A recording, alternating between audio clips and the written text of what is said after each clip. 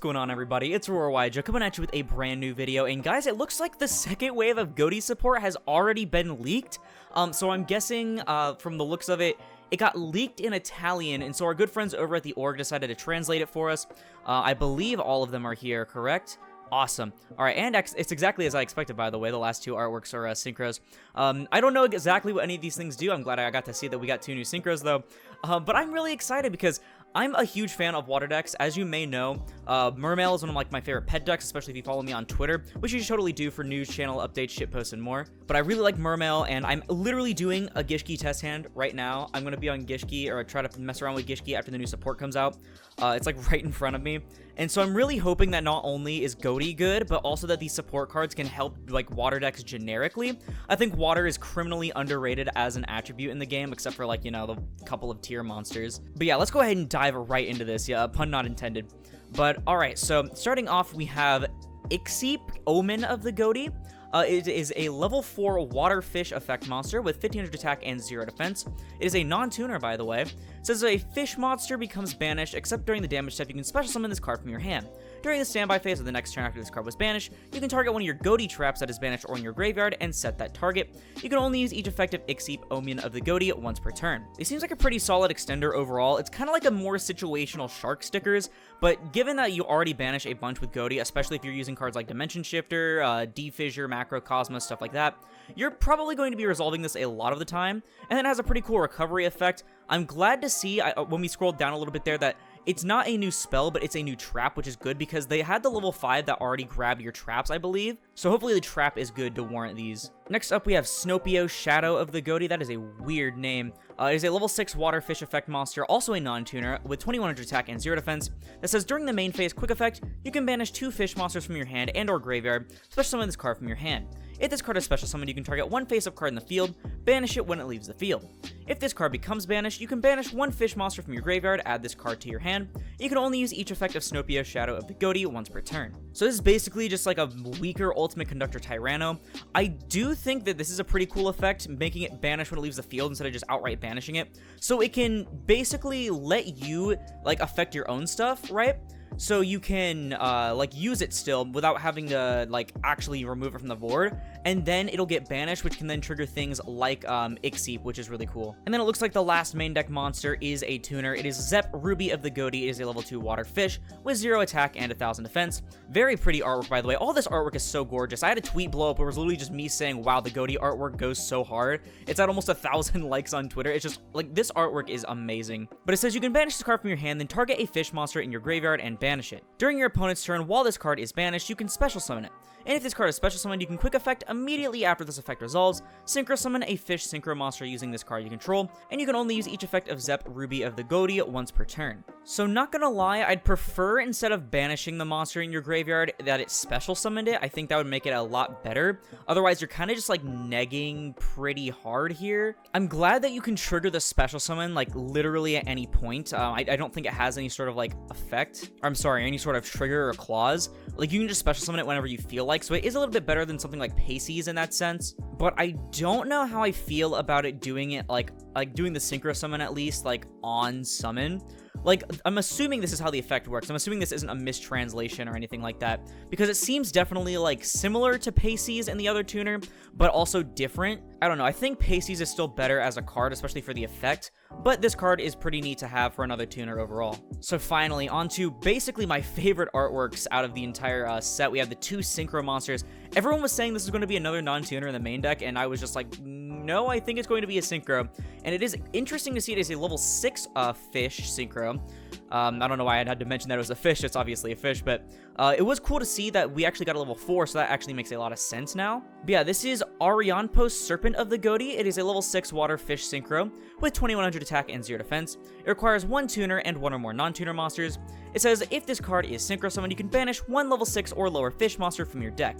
If this card is sent to the graveyard as synchro material, you can target 1 fish monster in your graveyard, banish that target, then you can add a fish monster with an equal or lower level from your deck to your hand, and you can only use each effect of Arianpos, Serpent of the Ghoti once per turn. So it looks like the idea here is to use your Ixeep and one of your tuners like Pacey's to summon this, and then on summon you can banish one of your level 2 tuners from your deck.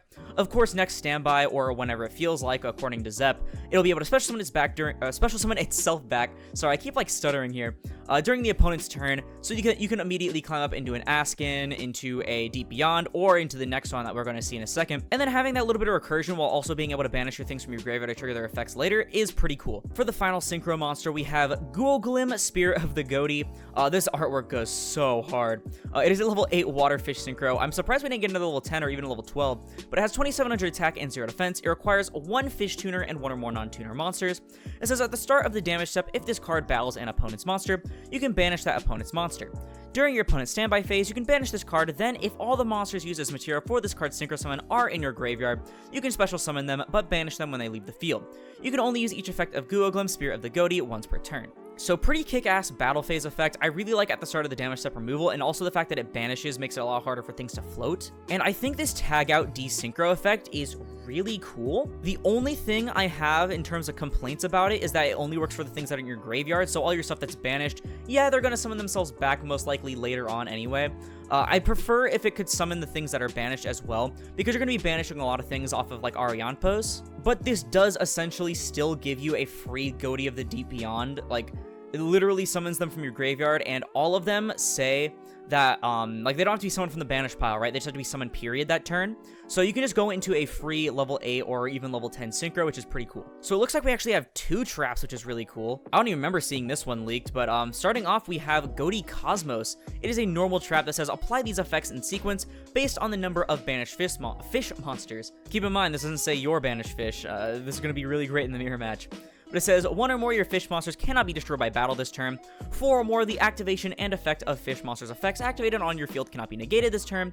And 8 or more special any fish synchro monster from your extra deck. This is treated as a synchro summon, and you can only activate 1 Ghoti Cosmos per turn. So keep in mind, like, ignoring the first 2 effects because they're only just okay. Even though the 8 or more is going to be very difficult to receive because, let's be real, most of your stuff's going to special summon itself back after it was banished. This says you can summon any fish synchro monster. So not only can you summon your Ghoti monsters like the Deep Beyond, the Askin, or any of the ones that are shown in this video, but you can also summon things like White Aura Bahamut, White Aura Whale, all the White Aura monsters essentially, and technically you could summon Ravenous Croco Dragon Archithes. You wouldn't get any of their you wouldn't get the Archithes' synchro summon effect because, you know, you didn't use any non-tuners, but you are going to get its ability to discard 2 cards to target a card in the field and destroy it, which is a pretty good removal. And because it's treated as a synchro summon, you will get all of the White Aura effects. So that means White Aura Whale will nuke your opponent's board, Bahamut will special free giant tokens, Monoceros or Monoceros, whatever you want to call it, is going to special summon anything from your graveyard, which can summon back your tuners, which will allow you to synchro summon into an even bigger boss monster. Keep in mind, because at level 7, you can actually go into the Archithes to get its effect to draw. And White Aura Dolphin, while it's mainly just the I'm helping little guy, it can have an opponent's monster's attack. I think this is a bit gimmicky in terms of the trap cards, or in terms of just being a trap card in general. I think it's going to be very, like, uncommon to get the 8 or more, but just because of how strong the 8 or more is, I think playing one is pretty fun. Finally, we have Ghoti Fury. This is their second trap card of this wave. It is a continuous trap card that says you can target a fish monster you control and a monster your opponent controls, banish both monsters until your next standby phase. If a fish monster or monsters is special summoned to your field while any card is banished, you can banish this card from your graveyard or face-up spell in trap zone. All fish monsters you currently control gain 100 attack for each card currently banished until the end of this turn. You can only use each effect of Ghoti Fury once per turn. So the second effect is a bit underwhelming aside from like some really jank OTKs, but I think the first effect is pretty cool. I think it's a pretty unique style of removal. You know, bringing them back during the next standby, but also that benefits you. Of course, remember that it doesn't say like a synchro or anything, so you can just bring back your tuners and just go into more monsters. I think it's some pretty decent and playable removal there. So yeah, guys, that looks like that is the end of the second wave of Ghoti support, which is technically the last wave, I believe. I think TCG exclusives only get 2 waves, and then in the future can get like 1 or 2 random cards of support like how Mutant did. What do I think about the next wave of Ghoti support? So, I think these cards are pretty good overall. I really like Ixie. I think Snopios isn't that bad. Zep, while it does break the mold a little bit from what the other tuners did, is still pretty good in its own right. Arianpos is pretty good overall because it just gives you, like, free bodies, essentially. It gives you a really good synchro climb. And Ghoti is some really good removal, as well as technically being a sort of Tri-Brigade Revolt. And Cosmos and Fury, while not being as good as Chain, obviously, are pretty fun, and in the case of Cosmos, it is a pretty fun jank card that could come up in gimmicks every, like, so often. Do I think that these cards are going to make Ghoti, like, anything super insane? I think the archetype is still restricted to some pretty lower level, like, sections of play. I do think it might see some success here and there as a rogue deck. However, I don't think that even with this new support, it'll be doing anything too insane. As it stands, it's essentially still Deep Beyond Turbo, and yes, while Deep Beyond isn't technically a hard once per turn, which I actually didn't know until I just looked at it before I started speaking out of my ass, it is very unlikely that that's going to be anything that's gonna, like, break the meta outside of, like, table 300, you know? I think that there are some really cool generic stuff that you can play in the archetype, such as Archithes, Swordsoul Chenging is very good in the deck, and then obviously it does have access to D-Shifter, which might actually be the cause of its success in the future, but I still don't think that the archetype is, like, anything, like, spectacular. I think the cards are a bit too fair. Like, a lot of them have to wait until the next standby, which is very reminiscent of Nephthys, which actually Nephthys is, like, one of the worst examples, but it's very reminiscent of Fire Kings, which would just be so much better if they just did stuff on the spot. And I think their effects could have just been pushed a little bit more past the limit in order to be a lot stronger. So I never actually covered the first wave of Ghoti support, if I recall correctly, on my channel. I think I missed it, or I was just lazy that night. So I never actually gave it a rating. So after this support, what rating would I give Ghoti out of 10? I'll give him a 6. I think a 6 is pretty fair.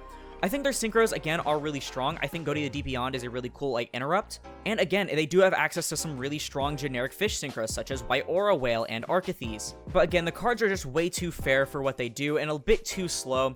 And especially in terms of the traps, considering they have two things that involve their traps, you'd think their traps would be a little bit better. I'm genuinely surprised they didn't get, like, an Infernity Barrier. Like, almost every archetype that involves trap cards has an Infernity Barrier, except for, ironically enough, the actual trap decks themselves. So yeah, I think the deck is still, like, another fish archetype or one or two more generic or like archetypal support cards away from being anything like prominent. However, I do think it is definitely going to be a very fun archetype, and will probably satisfy the people that have been itching for some pretty decent Ghoti cards. But that is just my opinion. Let me know yours down in the comments below, because that's going to do it for the video. If you liked it, please sure to leave a like, as I'll put this video and the channel into YouTube recommended. And if you like this content, you want to see more like it, like the rest of my review series, again, I try to review every new archetype and every wave of support for archetypes that comes out, then perhaps consider subscribing, because we're on our way to 2,000 subscribers by the end of 2022. We're actually approaching very rapidly. We're already at, like, almost 1930, which is really awesome because it supports the channel more than anything else, and it's absolutely free. Once again, thank you all so much for watching, and I'll see you in the next one. This is Aurora, signing off.